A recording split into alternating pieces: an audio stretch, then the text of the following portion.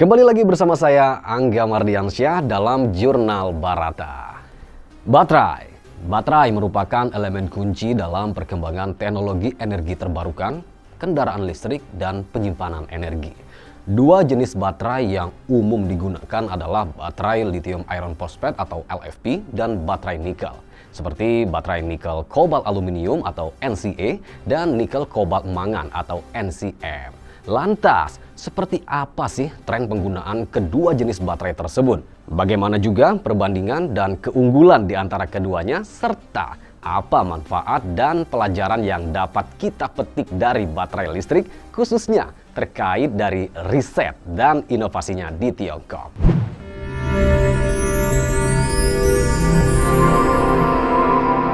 Jurnal Barata.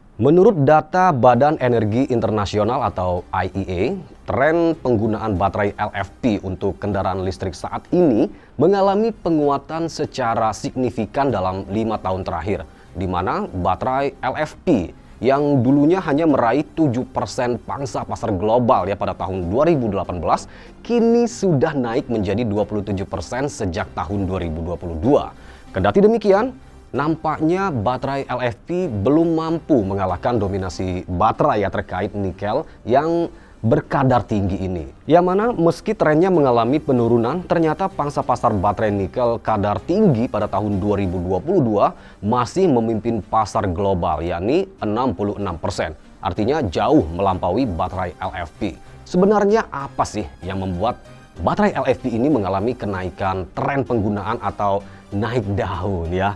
Yang pasti karena harga yang lebih murah, penggunaan yang lebih aman, dan umurnya yang lebih tahan lama. Nah, sedangkan baterai nikel lebih unggul dibanding baterai LFP dalam aspek kepadatan energi, di mana baterai nikel ini umumnya bisa mengandung energi sampai 200 Wh per kilogram.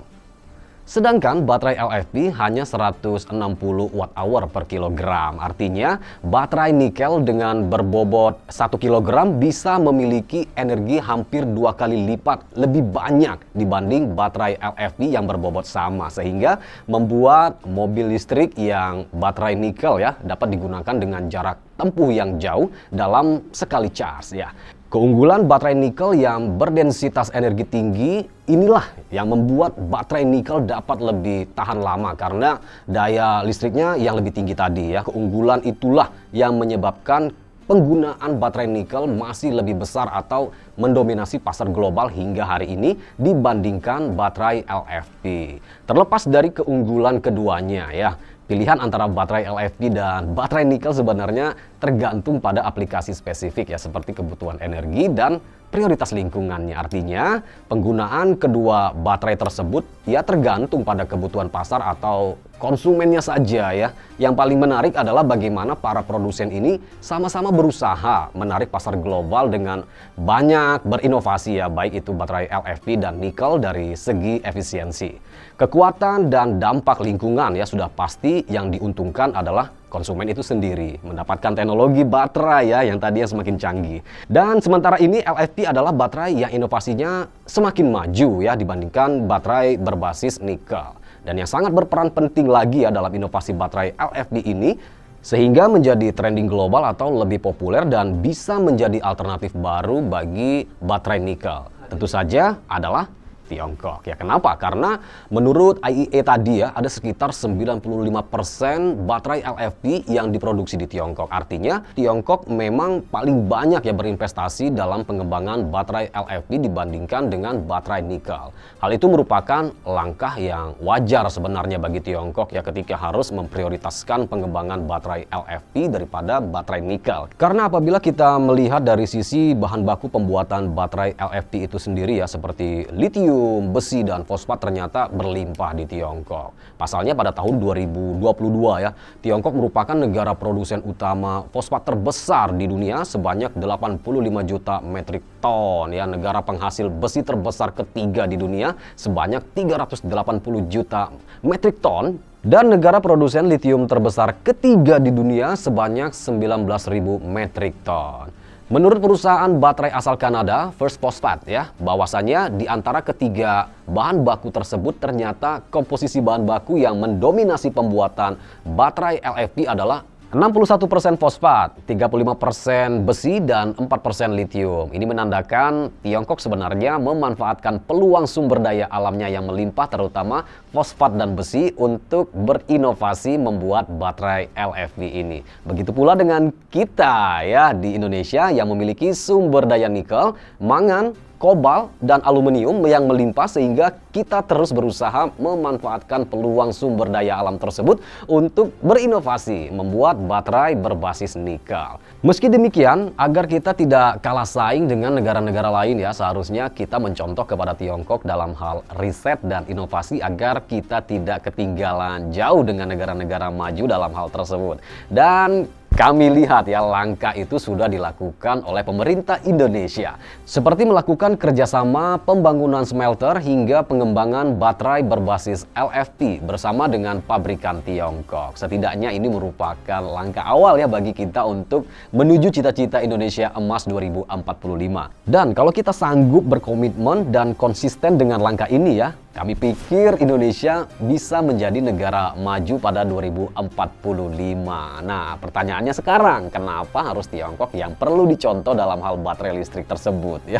Ya, sebelum menjawab pertanyaan tadi, kita lihat dulu fakta-fakta menarik ini. Yang pertama, baru-baru ini perusahaan mobil Korea Selatan mengalami kesulitan akibat mengandalkan bahan baku baterai Tiongkok. Seiring dengan meningkatnya pembatasan ekspor terhadap Tiongkok yang terus dilakukan oleh pemerintah Amerika Serikat. Akibatnya ya, perusahaan-perusahaan tersebut mengajukan surat yang meminta pemerintah Amerika Serikat untuk melonggarkan pembatasan terhadap Tiongkok agar mereka bisa membeli bahan baku baterai utama di Tiongkok. Yang kedua, bukan cuma perusahaan Korea saja, Tesla pun menghadapi masalah serupa. Karena produksi baterai mobil listrik Cybertruck yang baru dirilis ya juga menemui jalan buntu. Tesla pun terpaksa secara darurat meminta pertolongan dari produsen Tiongkok dan berharap mendapat dukungan komponen baterai. Dari dua fakta yang sudah saya jabarkan tadi, yang sudah saya sebutkan tadi ya, kita dapat menjawab pertanyaan tadi di mana Tiongkok telah sukses membangun rantai pasokan lokal sehingga tidak bergantung pada negara lain. Justru kebalikannya, perusahaan luar negeri lah yang sangat bergantung pada pasokan perusahaan Tiongkok. Nah, inilah yang bisa Indonesia pelajari dari Tiongkok. Bagaimana membangun rantai pasokan di dalam negeri dengan baterai berbasis nikel. Pertanyaan selanjutnya, bagaimana perusahaan Tiongkok tetap menjadi yang terdepan dalam industri baterai kendaraan listrik? Nah, sekali lagi kita lihat fakta-fakta yang ada.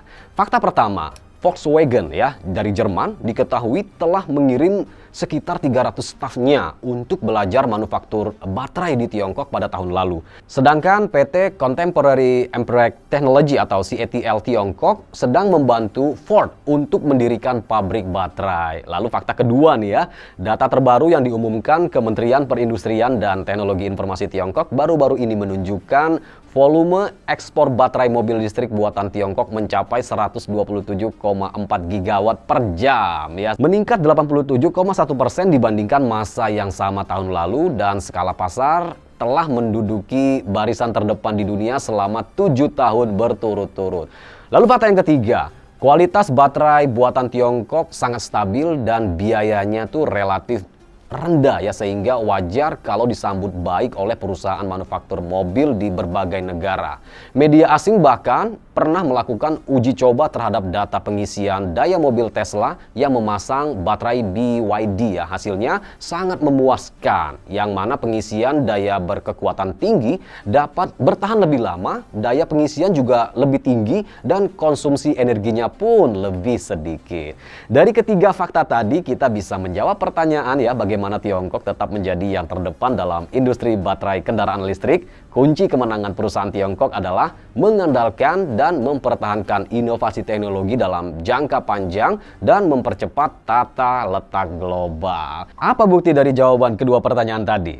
Data dari Asosiasi Industri Otomotif Tiongkok menunjukkan bahwa dewasa ini paten terkait baterai mobil listrik yang diajukan oleh Tiongkok menduduki 74% dari total di dunia dan sudah menjadi negara produsen motor penggerak terbesar. Pasar ekspor Tiongkok ada di Eropa ya, yang kemudian disusul oleh Amerika Serikat dan Asia Tenggara. Tidak hanya itu, di antara 10 perusahaan baterai mobil listrik terbesar di dunia, ternyata perusahaan Tiongkok menempati di 6 kursi. Jadi wajar saja Indonesia belajar dari Tiongkok untuk baterai listrik, terutama untuk dapat berinovasi dalam pembuatan baterai listrik ya, khususnya yang berbasis nikel tadi. Negara yang sudah maju saja belajar dengan Tiongkok. Kenapa kita tidak ya? Dan hasilnya baterai prototipe buatan IBC untuk motor listrik gesit yang telah dipamerkan pada ajang Indonesia International Motor Show atau IIMS pada Februari 2023 lalu menjadi bukti bahwa kita juga sebenarnya bisa membuat baterai listrik secara mandiri. Selanjutnya kita tinggal mengembangkan ya inovasi secara maksimal dengan apa yang kita miliki dan ujungnya nanti kita bisa menikmati hasil maksimal untuk kepentingan kita sendiri tanpa intervensi negara lain. Oke, demikian Jurnal Barata bersama saya Angga Mardiansyah. Jangan lupa like, subscribe, dan komennya. Sampai jumpa. Demikian Jurnal Barata.